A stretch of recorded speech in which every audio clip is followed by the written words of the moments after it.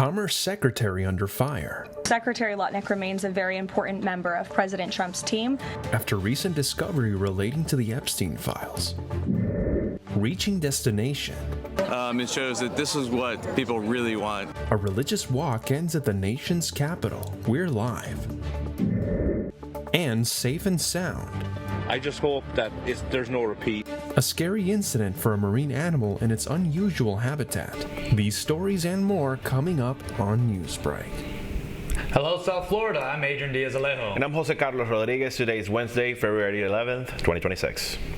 Live from the Lee Caplin School of Journalism and Media in North Miami, this is Caplin News. A suspect was briefly detained in the search for Nancy Guthrie. This morning marks day 11 in the search for the mother of Savannah Guthrie.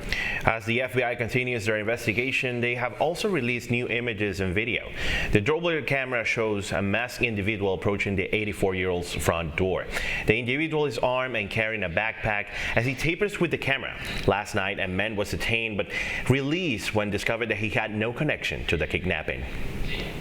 Congressional Democrats are calling on Commerce Secretary Howard Lutnick to resign after newly released Epstein-related documents contradict previous claims that he had cut ties with Jeffrey Epstein. Our D.C. Bureau reporter Cassie Martinez has more.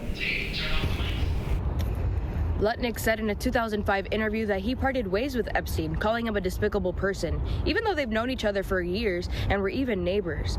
But documents show that they actually had continued contact through emails, and yesterday, in front of the Senate Appropriations Committee, he admitted that there was further contact. I did have lunch with him as I was on a boat going across on a family vacation. My wife was with me, as were my 4 children and nannies. Lutnick has not been accused of a crime, but as a Senate-confirmed cabinet member overseeing trade policy and tariffs, his position carries national visibility and influence. Political analysts say that level of authority makes any association more consequential, but despite that scrutiny, the White House signaled no plans to distance itself.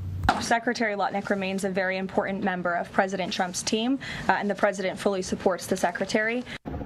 During a Senate hearing, which was supposed to be about funding for broadband internet, Democrats pressed Lutnick on his ties with Epstein. And he clearly left the country with the impression that he had no further contact with Jeffrey Epstein. That just turns out not to be true, which completely undermines his credibility. Political experts are saying the issue is going to be strategic in terms of politics. So it really becomes a political game. Especially on a year like this where you have elections coming up. And more Epstein-related files are expected to be released in the coming months, meaning scrutiny is likely to continue. Reporting from Capitol Hill, I'm Cassie Martinez, Caplin News. Buddhist monks completes a cross-country journey promoting peace, compassion, and mindfulness. Our DC reporter Julian Liscano is live in Capitol Hill with more on this historic event. Good morning, Julian. Thank you, Jose and Adrian. And right now, as you can see, crowds are gathering right here at the Peace Monument in Capitol Hill to witness the end of a historic, almost 4-month-long journey across the nation, dealing with bad weather, injuries, and walking over 2,000 miles for what they call a March for Peace. Supporters lined the streets because they are not usable, so that's why I call trash. To greet the group as they walked into the nation's capital, many joining for the final stretch of a 15-week trek that started in Fort Worth, Texas. It shows that this is what people really want, is they want peace and harmony and love. I can't even put it into words. It's just a surrounding aura of love and peace and joy and humanity. During their stop at the National Cathedral, the monks were greeted with flowers, prayers, and a ceremony. I mean, right now we have all faith leaders. And in front of you all, you can see all religions leaders. With a simple but heartfelt message of spreading compassion, unity, and mindfulness across the country. Having the opportunity to connect with people from all walks of life and background, and having the same mission of finding peace and being intentional about my actions, that's why I really came out today. Now the monks will walk Capitol Hill today, where they will hold closing ceremonies at the Lincoln Memorial. Tomorrow they'll head over to Maryland, where they'll head back by bus back to their hometown of Texas. Reporting live from the nation's capital, Julian Scano, Caplin News. It's been 2 weeks since one of the biggest snowstorms hit the country in recent years, and we're still seeing frozen lakes and roads completely covered in snow. But rest assured, snow recovery teams are working on it. Our Caplin News reporter David Lascano is at the nation's capital with an update of how crews are handling the stubborn snow situation.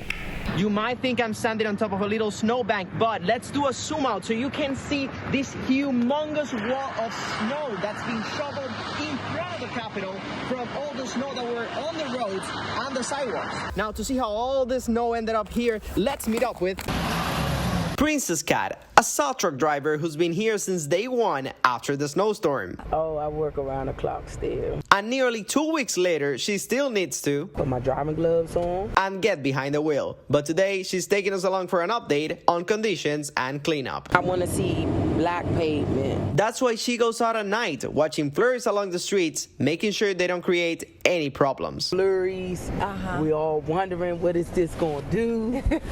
And hoping it doesn't do too much. Now, while most streets may seem clear, ice, it's still an issue that could end up causing an accident. So she said she's probably had the salt going down there. And if you thought ice was trouble, now make it double, because slippery roads aside, another major concern for DPW is trash pickup. The city is huge, so even with the hundreds of machinery that they have out here, it's still going to take some time. DPW posted an update on Friday saying crews are working this weekend to complete missed trash routes from frontside collections, clear alleys, and reach Thursday and Friday alley collection spots. Now here in the nation's capital, everyone is sick and tired of all the snow, but we're already experiencing higher temperatures, so we are hoping that in the following weeks, all the snow will be melted down. For Caplin News, David Lascano. Weeks after snowstorms swept throughout the D.C. area, many neighborhoods are still dealing with icy conditions that continue to disrupt daily life. From delayed trash pickup to slippery sidewalks, residents say the impacts are far from over. Alejandra Fonseca has more on why parts of the city remain frozen in place. Weeks after snowstorm hits Washington, D.C., many neighborhoods like this one in Union Market are still frozen in place. The lingering ice is making it difficult for trash pickups and daily commuters and travelers. I was shocked at the conditions here. I can't believe how hard the ice is and how much of it is. It's so difficult to get from like road to the crosswalk. Hardened snow and ice, known as snow crates, have blocked alleys, delaying trash and recycling pickup across the city. The Department of Public Works says trucks often can't safely access narrow routes, forcing crews to manually haul bins or ask residents to move containers to front curbs. I am not too happy with our mayor because, for example, when I go to work, many of the streets are still one way, 2 cars can't pass, and it's been like 10, 15 days. So I'm not happy with the mayor, what she hasn't been doing to remove the ice. At the same time, homeowners are still required by law to clear sidewalks within 8 daylight hours or face fines even when the city cleanups lag behind. Students walking to school, transit riders, and people with disabilities have faced icy sidewalks, bus detours, and reduced metro services, while missed trash pickups has fueled concerns about rats and sanitation. Relief is on its way with warmer temperatures expected by midweek, with the high 40s that could melt away any lingering ice. Until then, residents of D.C. say that traveling in this winter remains tricky and slippery. Reporting for Caplin News, Alejandra Fonseca. A manatee is safely recovering after being trapped inside a storm drain. First responder in Melbourne Beach used a crane to safely get out of the mammal out of the drain. Locals are hoping that there will be measures to prevent the incident from happening again. I literally want to ask him now why he took that turn, and went down the storm drain when he finally comes to, But yeah, I mean, I just hope that there's no repeat and they shore up that however he got in, that they fix that. Wildlife authorities work with federal, state, and local partners to successfully rescue the manatee dubbed Melby by locals, and is now set to return to the wild soon.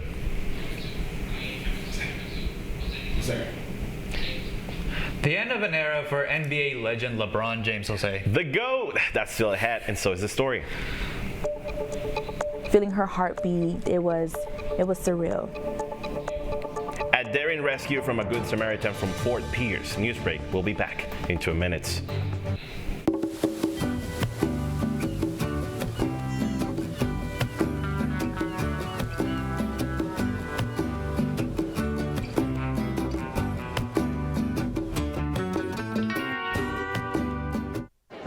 The black truck? Hey, Christina from accounting. Yeah, hi. Hey, I used to date a girl named Christina. Oh, really? Yeah, and then she dumped me for my best friend. You want to see some photos of them that I took? I don't. I thought we talked about this, buddy. Buzz and overshared again? Yeah. Yeah. I'm gonna call a car. That's a smart idea. So yeah, I know, that's why I did it. Hey, you're gonna get back to the top of the mountain. Does that mean I'm gonna get back with Christina? No. Oh. No.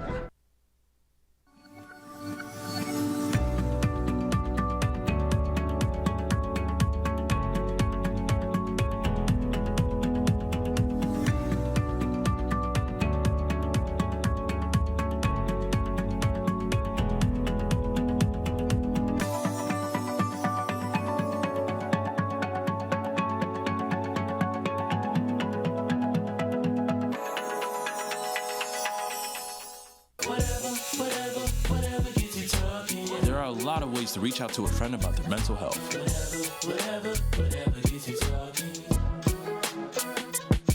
Learn how you can help at seizetheawkward.org. Bill is a family man. He invests his money wisely and provides a good life for his children. Just one problem. He often opens emails.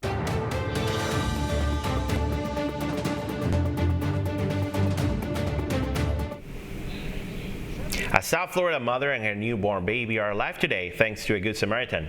A close call for a new mother after she was saved from a sinking car on Monday. As Caplin's Alejandro Marquina reports, all of this happened, catch this, on her 29th birthday. Shelly Caplin got to hold her daughter Ivory for the first time Monday. Feeling her breath like come in and out and having her hands touch me and feeling her heartbeat, it was surreal. Not just surreal, Shelly calls it a miracle. Friday morning, she was driving on I-95 in Martin County when she started to feel dizzy. She lost control of the car and drove directly into a pond. She immediately called her fiancé. She said, "I'm in the water." And I paused. I'm like, "You in the what? Like, did you get into accident?" That's when the phone died. The car was sinking front first. Shelly was stuck. I tried to open my driver's side door and the passenger door, but they were both submerged in water, so I couldn't get out. I started feeling water on my feet, so I started to panic a little. That's when a Good Samaritan named Logan Hayes swam about 40 feet to the car, opened the back door, and pulled Shelly to safety. He swung that door open. I was just like, okay, like you are an angel. Paramedics rushed Shelly to a nearby hospital in Fort Pierce, where doctors performed an emergency C-section. Woody was there when his daughter was born 7 weeks early, all 3 pounds and 14 ounces of hair. Shut the door open. Hearing that first cry after she came out was the most beautiful thing ever. She's very lucky. She's blessed. She lost the car, but she has a baby. We can share this with her one day, and I can laugh with her. And now that we share a birthday, like our bond is just tighter than ever. Alejandro Marquina for Caplin News. LeBron James's All-NBA streak comes to an end and will not be taking part of the All-NBA awards this season. It will be the first time since 2005 that James will miss the postseason honors. The Los Angeles Lakers announced Tuesday that James would sit out his 18th game this season with an injury making it hard for him to reach the 65 games played for the year and awards. James' 23rd season is averaging 21 points, 5 rebounds, and 6 assists this season. And that's all the time that we have for Newsbreak. I'm Jose Carlos Rodriguez. And I'm Adrian Diaz-Alejo. Get more news anytime at caplinnews.fiu.edu.